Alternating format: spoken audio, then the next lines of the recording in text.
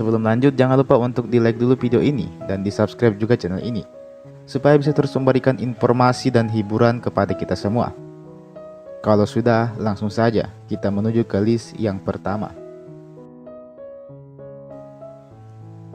Nomor 1. Babi purba Sulawesi. Dikenal juga sebagai salah satu spesies babi terbesar yang pernah hidup di Pulau Sulawesi. Spesies ini hidup selama era Pleistosen, yang berlangsung dari sekitar 2,58 juta hingga 11.700 tahun yang lalu. Babi purba ini memiliki karakteristik seperti ukuran tubuh yang lebih besar dari babi biasanya. Babi ini juga memiliki bentuk tubuh yang kokoh, kuat, dengan taring yang besar dan melengkung ke atas. Sekilas nampak mirip dengan babi rusa, hanya saja ukuran babi yang ini lebih besar. By the way, babi purba itu memiliki tinggi sekitar 1,7 meter.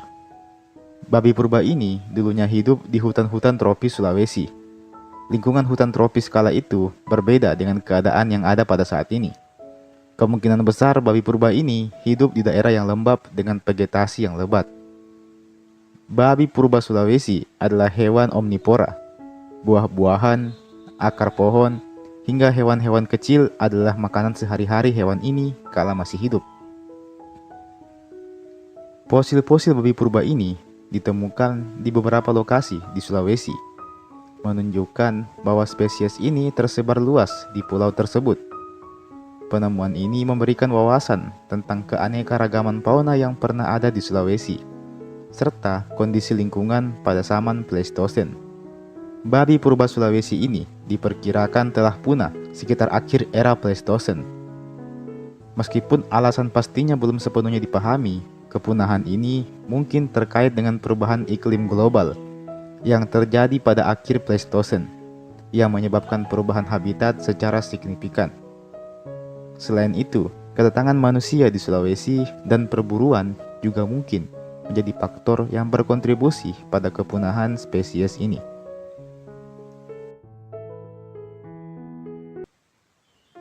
Yang kedua, Megalocheilus atlas sulawesiensis. Megalocheilus atlas sulawesiensis adalah spesies kura-kura raksasa yang pernah hidup di Sulawesi pada era Pleistosen. Spesies ini merupakan salah satu dari beberapa kura-kura raksasa yang menghuni Asia Tenggara dan pulau-pulau sekitarnya pada masa Miosen hingga Pleistosen. Megalocheilus atlas sulawesiensis memiliki ukuran tubuh yang sangat besar, dengan beberapa spesimen menunjukkan bahwa panjang karapas atau cangkangnya bisa mencapai lebih dari 2 meter. Ini menjadikannya sebagai salah satu kura-kura terbesar yang pernah hidup di dunia.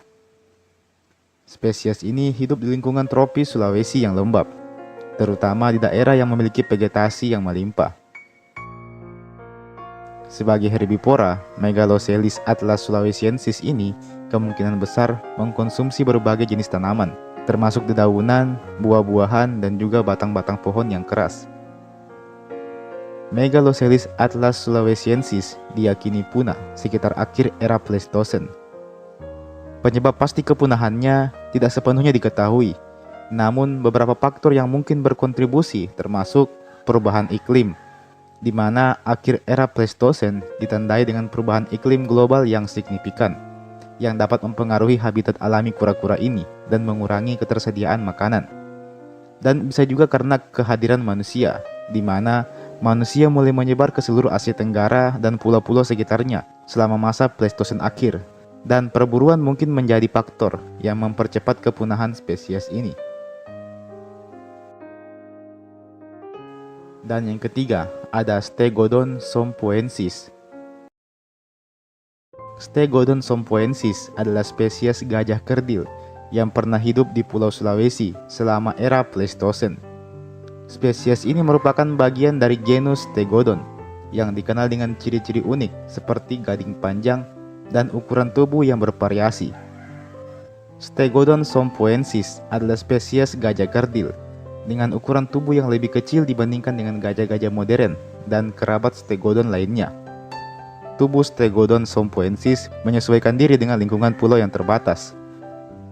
Tinggi mereka diperkirakan sekitar 1,5 hingga 2 meter, yang lebih kecil dari gajah modern. Stegodon sompoensis memiliki ciri khas dari genus Stegodon, termasuk gading yang panjang dan lurus atau sedikit melengkung. Tubuhnya kemungkinan besar lebih kompak dengan kaki yang lebih pendek dibandingkan gajah-gajah besar lainnya, sesuai dengan adaptasinya untuk hidup di lingkungan yang terbatas. Spesies ini hidup di Sulawesi, yang pada zaman Pleistosen memiliki hutan tropis yang luas dan ekosistem yang beragam. Sulawesi, seperti banyak pulau-pulau lain di Asia Tenggara, adalah rumah bagi banyak spesies hewan yang mengalami pengerdilan sebagai bentuk adaptasi terhadap sumber daya yang terbatas di pulau-pulau tersebut. Adapun penyebab dari punahnya hewan ini kurang lebih sama dengan hewan-hewan lain semasanya, yaitu karena adanya perubahan iklim secara global serta kehadiran manusia yang membatasi ruang gerak mereka dalam mencari makan. Danau Matano adalah sebuah danau tektonik dengan ukuran panjang mencapai 28 km dengan lebar 8 km. Danau ini lebih tepatnya berada di wilayah Sorowako, Kabupaten Luwu Timur, Provinsi Sulawesi Selatan. Danau Matano ini adalah rumah bagi sejumlah fauna atau hewan-hewan eksotis. Beberapa di antaranya adalah kepiting bungka dengan nama latin Paratelpusa, keong air tawar dengan nama latin Brotia, serta ikan butini yang memiliki nama latin Glossogobius matanensis. Ikan butini inilah yang kerap kali disebut sebagai ikan purba. Adapun alasan mengapa dia disebut sebagai ikan purba adalah karena memiliki warna yang kecoklatan dan juga bentuk yang terkesan unik atau mungkin aneh. Dan keunikan bentuknya inilah yang membuat orang-orang menyebutnya sebagai ikan purba, karena memang kelihatan seperti ikan purba yang seharusnya telah lama punah. Beberapa orang peneliti yang pernah datang ke Danau Matano menyebut ikan butini adalah ikan purba yang jenisnya hanya ada dan berkembang biak di Danau Matano saja. Dan memang ikan butini adalah spesies endemik Sulawesi Selatan, yang artinya spesies ini hanya ada di wilayah Sulawesi saja, khususnya di daerah Malili, Danau Matano, Towuti, Mahalona, Wawontoa, dan Masapi. Hewan ini sebenarnya termasuk dari famili Gobiidae dan terdaftar sebagai spesies yang rawan punah. Meski demikian, spesies ini tetap sering dimanfaatkan sebagai ikan hias dan juga sebagai bahan konsumsi. Ikan butini adalah ikan yang paling digemari oleh masyarakat setempat. Tak heran jika sebagian warga pesisir Danau Matano menggantungkan hidupnya sebagai nelayan atau pemancing ikan butini. Walaupun bentuknya sedikit aneh dengan bola mata yang menonjol keluar, serta dengan kulit yang berwarna kecoklatan, tetapi dagingnya terasa gurih saat dimakan. Sementara itu, untuk satu ekor ikan butini yang beratnya mencapai 1 kg, dijual dengan harga 15.000 hingga 25.000. Ikan butini adalah spesies yang memiliki ukuran maksimum 42 cm dan warna tubuh yang berkisar dari coklat tua hingga warna hitam gelap. Spesies ini memiliki bentuk tubuh yang memanjang, dengan bagian depan berbentuk silindris dan bagian belakang berbentuk pipi. Kepalanya berbentuk picak dan pipinya tidak bersisik.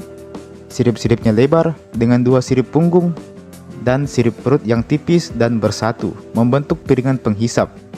Sirip ekor menipis dan berbentuk membulat seperti kipas.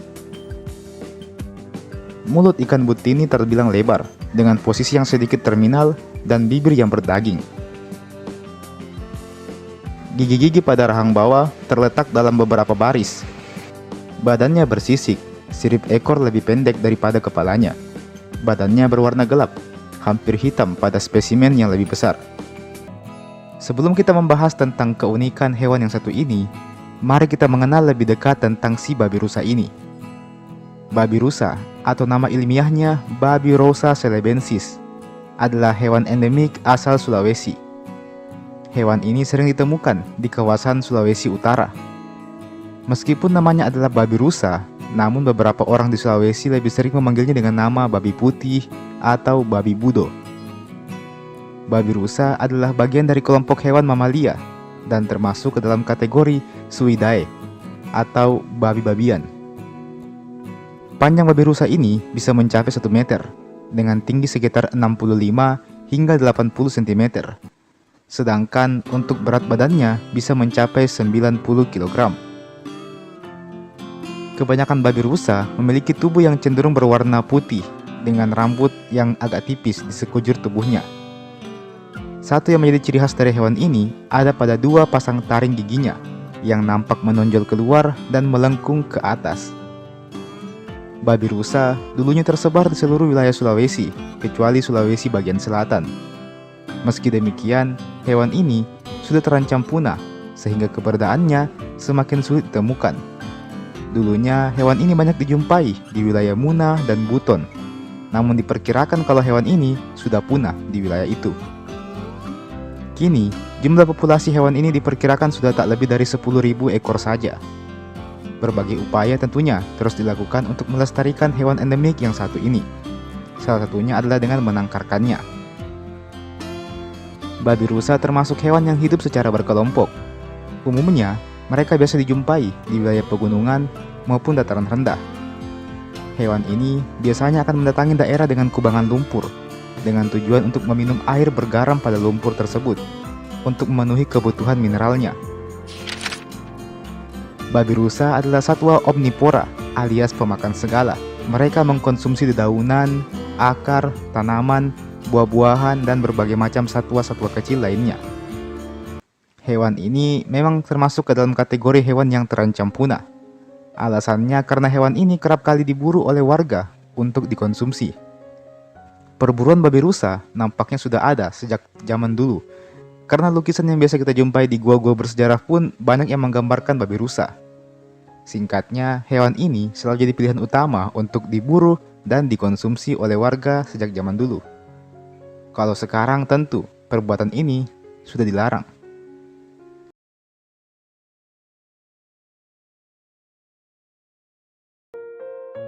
Yang pertama, anoa. Dalam beberapa kepercayaan masyarakat di Sulawesi Selatan, anoa adalah hewan yang disakralkan.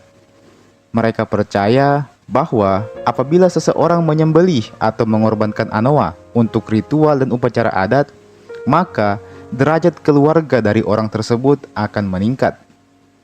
Kepercayaan ini sudah mengakar sejak dulu, dan hal ini pula lah yang menjadikan anoa sebagai hewan yang terancam punah, karena sering diburu untuk dikorbankan. Selain itu, kabarnya rasa daging anoa ini memang lebih enak dari daging-daging lainnya, dan hal ini juga menjadikan anoa menjadi lebih sering diburu oleh masyarakat di zaman itu. Anoa bisa dibilang adalah hewan suci, sekaligus hewan purba di Sulawesi. Jika kita melihat lukisan purba tertua di dunia yang ada di Gua Leang Tedongnya di Maros, maka kita akan menjumpai gambar anoa pada lukisan tersebut. Artinya apa? Artinya anoa ini sudah ada sejak dulu dan sudah diburu juga sejak zaman itu, karena lukisannya menggambarkan beberapa orang yang sedang berburu anoa. Hal-hal semacam ini yang menjadikan populasi anoa di Sulawesi menjadi sangat-sangat sedikit. Di zaman dulu, hewan-hewan ini bisa berkeliaran bebas, dan sekarang bisa melihat mereka di hutan bebas saja sudah termasuk pengalaman yang langka.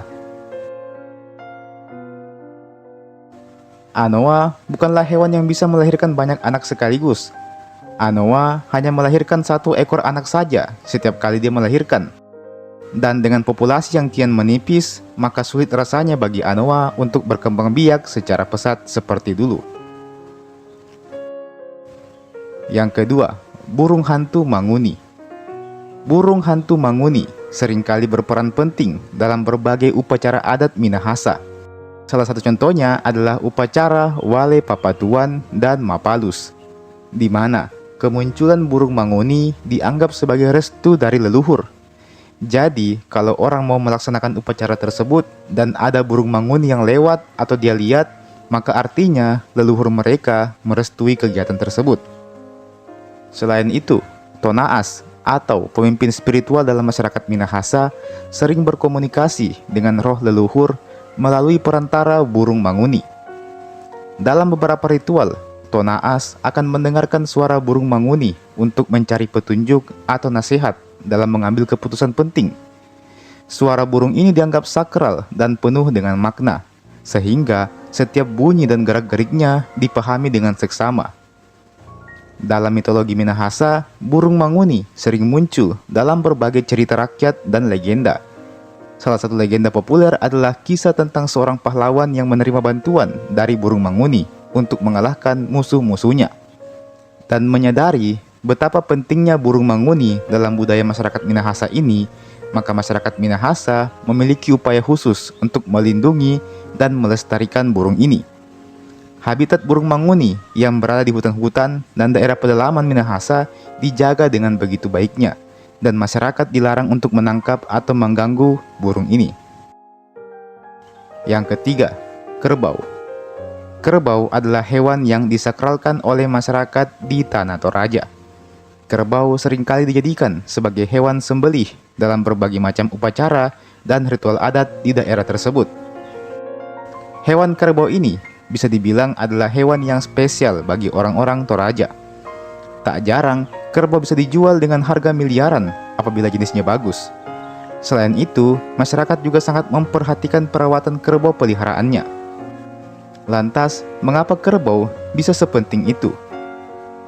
Dalam kepercayaan Aluk Todolo, kepercayaan yang dianut oleh nenek moyang orang suku Toraja, mengajarkan bahwa apabila seseorang telah meninggal dunia, maka kerbau inilah yang akan menjadi kendaraan orang tersebut menuju ke alam baka, atau kalau dalam Aluk Todolo dikenal dengan istilah Puya. Dan juga semakin banyak kerbau yang dikorbankan, maka nantinya kehidupan orang di alam baka tersebut akan semakin lebih baik. Berdasarkan pada kepercayaan inilah, maka upacara kematian atau rambu solo di Toraja selalu identik dengan kerbau. Semakin banyak kerbau yang dikorbankan, maka akan semakin baik pula kehidupan orang yang meninggal itu di alam baka nanti. Demikianlah kepercayaan yang terkandung dalam ajaran Aluk Todolo dan dilestarikan sampai hari ini. Yang keempat, kuda. Kuda bisa dibilang hewan yang cukup disakralkan oleh masyarakat Mandar di Sulawesi Barat. Kesakralan kuda ini dapat kita saksikan dalam sebuah tradisi yang bernama Sayang Patundu.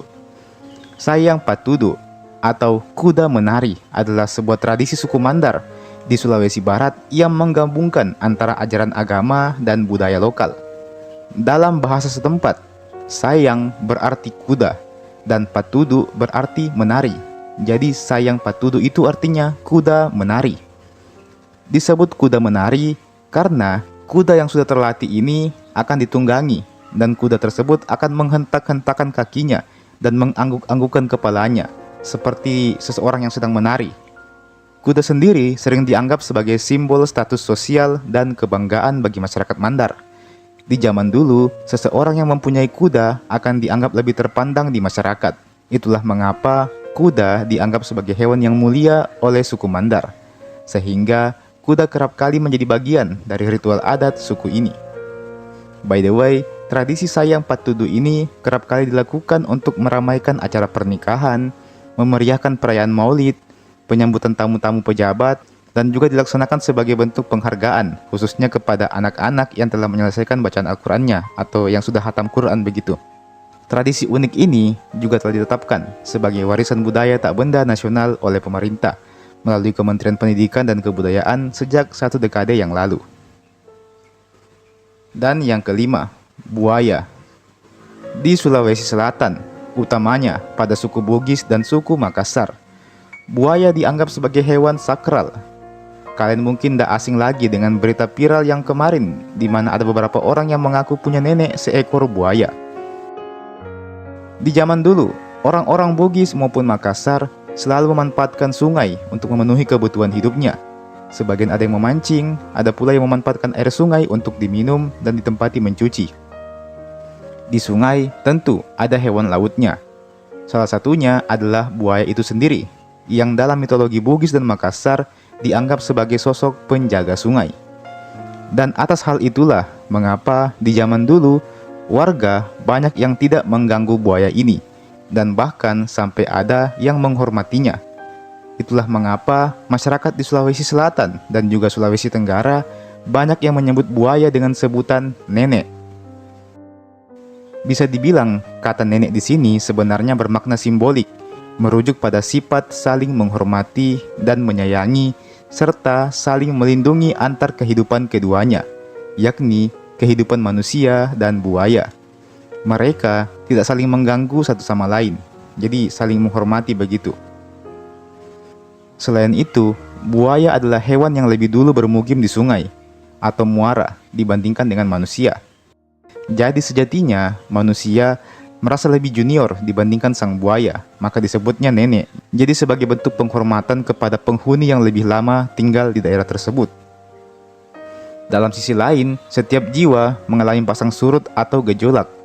Ungkapan nenek ini pula diharapkan dapat menjinakkan buaya tersebut. Jadi juga digunakan sebagai ungkapan untuk menjinakkan buaya tersebut. Dan teman-teman, demikianlah tadi 5 hewan di Sulawesi yang dianggap sakral oleh masyarakat setempat.